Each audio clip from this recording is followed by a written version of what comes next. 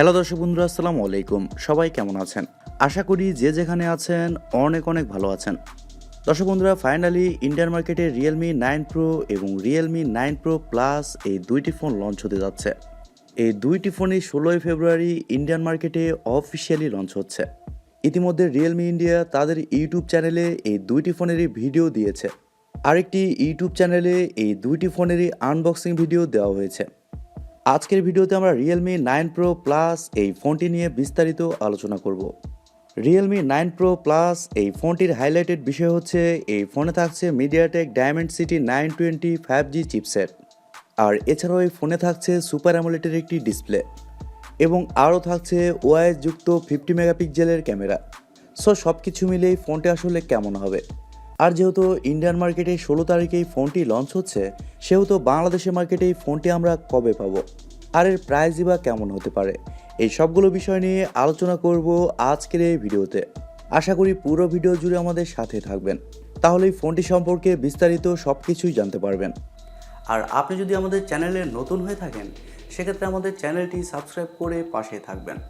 প্রথমে যদি ফোনটির ডিজাইন এবং বিল্ড কোয়ালিটি নিয়ে কথা বলি, তাহলে এই ফোনটির ব্যাক সাইডে এবং ফ্রেমে থাকছে প্লাস্টিক। তবে এই ফোনটির ব্যাক সাইডের ডিজাইনটা কিন্তু একটু আলাদা। ফোনটির ব্যাক সাইডে ব্যবহার করা হয়েছে কালার শিফটিং টেকনোলজি, যার কারণে ফোনটির ব্যাক সাইডের কালারটা আপনার কাছে বিভিন্ন রকম মনে হতে পারে। আর ব্যাক সাইডে উপরের অংশে বাম সাইডে থাকছে এই ফোনটির ট্রিপল ক্যামেরা সেটআপ এবং একেবারে নিচের দিকে থাকছে রিয়েলমির ব্র্যান্ডিং। আর ফোনটির সামনে আসলে আপনারা পেয়ে যাচ্ছেন একটি ফুল ভিউ ডিসপ্লে, যার উপরের অংশে বাম সাইডে কাট আউটের মাধ্যমে বসানো থাকছে সেলফি ক্যামেরাটি। তবে ভালো ব্যাপার হচ্ছে এই ফোনে থাকছে ইন ডিসপ্লে ফিঙ্গারপ্রিন্ট সেন্সর, যা যথেষ্ট ফাস্ট এবং অ্যাকুরেট হবে বলে জানা গিয়েছে। এবং এই ফোনে আরও থাকছে হার্ট রেটিং সেন্সর, এর মাধ্যমে আপনার হার্ট রেটটা আপনি পরিমাপ করতে পারবেন।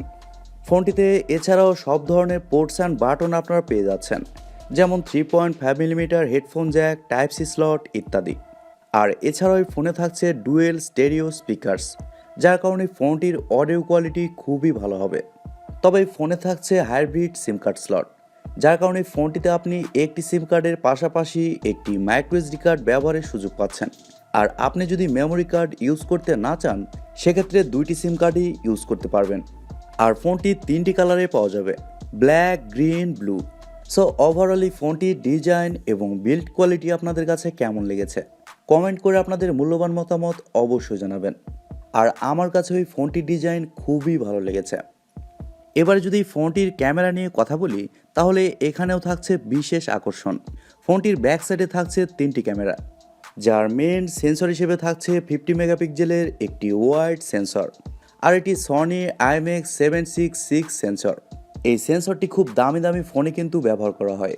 বাই দ্য ওয়ে, এই সেন্সরে কিন্তু আপনারা ওআইএস এর সাপোর্টও পেয়ে যাচ্ছেন, মানে অপটিক্যাল ইমেজ স্টেবিলাইজেশন, যার কারণে আপনি যখন ভিডিও শ্যুট করবেন, তখন আপনার হাত যদি একটু নড়েও যায়, সেক্ষেত্রেও ভিডিওতে শেকে শেকে ভাবটা আসবে না। ভিডিও কোয়ালিটি অনেকটাই স্টেবল রাখার চেষ্টা করবে।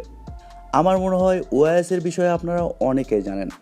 যাই হোক, ফোনটির সেকেন্ড সেন্সর হিসেবে থাকছে 8 মেগাপিক্সেলের একটি আলট্রা ওয়াইড সেন্সর এবং সবশেষে থাকছে 2 মেগাপিক্সেলের একটি ডেপথ সেন্সর। আর ব্যাক ক্যামেরার ফিচার হিসেবে থাকছে এলইডি ফ্ল্যাশ, এইচডিআর, প্যানোরামা। তবে ভালো ব্যাপার হচ্ছে ফোনটির ব্যাক ক্যামেরা দিয়ে আপনার সর্বোচ্চ 4K-তে শ্যুট করতে পারছেন এবং 1080p-তে সর্বোচ্চ 480 fps-এ শ্যুট করতে পারছেন। আর ফোনটির সামনে আসলে আপনারা পেয়ে যাচ্ছেন 16 মেগাপিক্সেলের একটি ওয়াইড সেন্সর, যার 2.5 অ্যাপারচার। তবে সেলফি ক্যামেরার ফিচার হিসেবে থাকছে এইচডিআর এবং প্যানোরামা। আর সেলফি ক্যামেরা দিয়ে আপনারা শুধুমাত্র 1080p-তে 120 fps-এ শ্যুট করতে পারছেন। সেলফিতে কিন্তু 4K অপশানটা থাকছে না। ফটো কোয়ালিটির কথা বলতে গেলে এই ফোনটির ফটো কোয়ালিটি মোটামুটি ভালো হওয়ারই কথা। আর ফোনটির ব্যাক ক্যামেরার ভিডিও কোয়ালিটিও কিন্তু খুবই ভালো হবে। এবার আসলে আমাদের দেখার পালা যে রিয়েলমি এই ফোনটির ফটো কোয়ালিটি কতটা বেটার করতে পারে। এবার যদি ফোনটির ডিসপ্লে নিয়ে কথা বলি, তাহলে এই ফোনে থাকছে 6.43 ইঞ্চির একটি সুপার অ্যামোলেড ডিসপ্লে, যেখানে থাকছে 90 হার্টজের রিফ্রেশ রেট, যার কারণে ডিসপ্লে টাচ রেসপন্স মোটামুটি ভালোই হবে। তবে এখানে 120 হার্টজের রিফ্রেশ রেট থাকলে একটু বেশি ভালো হতো। তবে ডিসপ্লের আরেকটি ভালো ব্যাপার হচ্ছে এই ডিসপ্লেতে থাকছে 1000 নিটস পিক ব্রাইটনেস। এর কারণে ডাইরেক্ট সানলাইটে ওই ফোনটি ব্যবহার করতে গেলে ব্রাইটনেসের খুব একটা ঘাটতি ফিল করবেন না। এক কথায় ডিসপ্লে অনেক ব্রাইট হবে। এই ডিসপ্লেটি নিঃসন্দেহে একটি ফুল এইচডি প্লাসের ডিসপ্লে, যার রেজুলেশন হচ্ছে 1080x2400 পিক্সেল এবং আরও থাকছে 409 পিপিআই ডেন্সিটি। আর ফোনটির ডিসপ্লের প্রোটেকশন হিসেবে থাকছে গরিলা গ্লাসের প্রোটেকশন। ওভারঅল রিয়েলমি এখানে ডিসপ্লে কোয়ালিটি ভালোই দিয়েছে। তারপরেও ডিসপ্লেতে যদি 120 হার্টসের রিফ্রেশ রেট থাকতো তাহলে কিন্তু বেশি ভালো হতো। আপনারা কি বলেন? ফোনটির সফটওয়্যার এবং পারফরমেন্স নিয়ে যদি কথা বলি তাহলে এই ফোনে থাকছে অ্যান্ড্রয়েড 12, যার ব্যাকএন্ডে থাকছে রিয়েলমি ইউআই 3.0। আর আমি প্রথমেই বলেছি এই ফোনটিতে চিপসেট হিসেবে থাকছে মিডিয়াটেক ডায়মেনসিটি 920, আর এটি একটি 5G চিপসেট, যা 6 ন্যানোমিটার আর্কিটেকচারে তৈরি করা একটি অক্টাকোর প্রসেসর, এবং জিপিইউ হিসেবে থাকছে মালি G68 MC4। এই জিপিইউটি থাকার কারণে ফোনটিতে যে কোনো হাই লেভেলের গেমস মিডিয়াম টু হাই সেটিংসে ইজিলি খেলতে পারবেন। গেমস খেলার সময় কোনো ধরনের ল্যাগ বা ফ্রেম ড্রপ কিন্তু হচ্ছে না। আর এছাড়াও ফোনটা কিন্তু খুব বেশি গরমও হবে না। এছাড়াও মাল্টিটাস্কিং বা অন্যান্য কাজ এই ফোনটিতে খুব সহজেই করতে পারবেন। এদিক দিয়ে কোনো ধরনের সমস্যা ফেস করবেন না। ফোনটি দুইটি ভেরিয়েন্টে আসতে পারে, 6GB র্যাম 128GB রম এবং 8GB র্যাম 128GB রম, যার স্টোরেজ টাইপ হিসেবে থাকছে UFS 2.2 এবং র্যাম টাইপ হিসেবে থাকছে LPDDR4X। তবে আমি আবারও বলছি, এই ফোনটিতে আপনি মাইক্রোএসডি কার্ড ব্যবহার করতে পারবেন যদি আপনি এই ফোনটিতে একটি সিম কার্ড ব্যবহার করেন। একটি সিম কার্ড, একটি মেমোরি কার্ড। ফোনটিতে এছাড়াও ওয়াইফাই, ব্লুটুথ, জিপিএস, এনএফসির মতো আরও অনেক ফিচার পেয়ে যাচ্ছেন এবং ইউএসবিতে থাকছে ইউএসবি টাইপ সি 2.0। ফোনটির ব্যাটারি এবং চার্জার নিয়ে যদি কথা বলি তাহলে এই ফোনে থাকছে 4500 mAh একটি ব্যাটারি, তবে 5000 mAh ব্যাটারি থাকলে একটু বেশি ভালো হতো। আর ফোনটিকে চার্জ করার জন্য থাকছে 33 ওয়াটের একটি চার্জার, আর এই চার্জারের মাধ্যমে ফোনটিকে আপনি 1 ঘন্টারও কম সময়ে ফুল চার্জ করতে পারবেন। আর ফোনটির চিপসেট যেহেতু পাওয়ার এফিশিয়েন্ট, যার কারণে ফোনটিতে একদিনের ব্যাটারি ব্যাকআপ ইজিলি পেয়ে যাবেন। আর আপনি যদি নর্মাল ইউজার হন সেক্ষেত্রে এই ফোনটি আপনি 1.5 দিনের উপরে চালাতে পারবেন। ব্যাটারি ব্যাকআপের দিকে কোনো ধরনের সমস্যা কিন্তু হচ্ছে না। এবারে কথা বলা যাক এই ফোনটির প্রাইস এবং লঞ্চিং ডেট নিয়ে। দর্শক বন্ধুরা, এই ফোনটি 16 ফেব্রুয়ারি ইন্ডিয়ান মার্কেটে অফিসিয়ালি লঞ্চ হচ্ছে। আর ইন্ডিয়ান মার্কেটে এই ফোনটির বেস ভেরিয়েন্টের প্রাইস হতে পারে 21 থেকে 22,000 রুপি। আর বাংলাদেশের মার্কেটে ওই ফোনটির প্রাইস হতে পারে 26 থেকে 27,000 টাকা। আর শোনা যাচ্ছে এই ফোনটি মার্চের শুরুর দিকে বাংলাদেশের মার্কেটে আসতে পারে। এ মাসে অবশ্য বাংলাদেশের মার্কেটে রিয়েলমির একটি ফোন লঞ্চ হবে, রিয়েলমি 9i।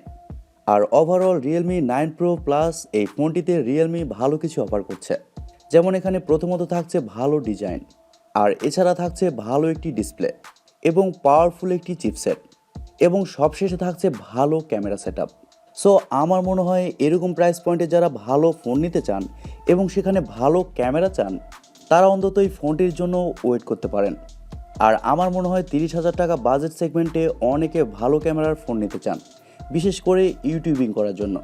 তাদের জন্য এই ফোনটি কিন্তু একটি ভালো চয়েস হতে পারে, যেহেতু এই ফোনটির ব্যাক ক্যামেরার মেল সেন্সরে ওআইএস সাপোর্ট পেয়ে যাচ্ছেন। সো এই ফোনটির জন্য কিছুদিন ওয়েট করুন। সো দর্শক বন্ধুরা, এই ছিল আজকের ভিডিওটি আপনাদের কাছে কেমন লেগেছে কমেন্ট করে অবশ্যই জানাবেন। আর ভিডিওটি যদি সত্যিই ভালো লেগে থাকে তাহলে টিভি টেক টিউব চ্যানেলটি সাবস্ক্রাইব করবেন, ভিডিওতে একটি লাইক দিবেন, আর সব সময় আমাদের পরিবারের একজন হয়ে থাকবেন, কারণ আপনাদের সাপোর্ট এবং ভালোবাসা সব সময় প্রয়োজন। সো আজকের মতো এ পর্যন্তই। সবাই অনেক অনেক ভালো থাকবেন এবং নিরাপদে থাকবেন।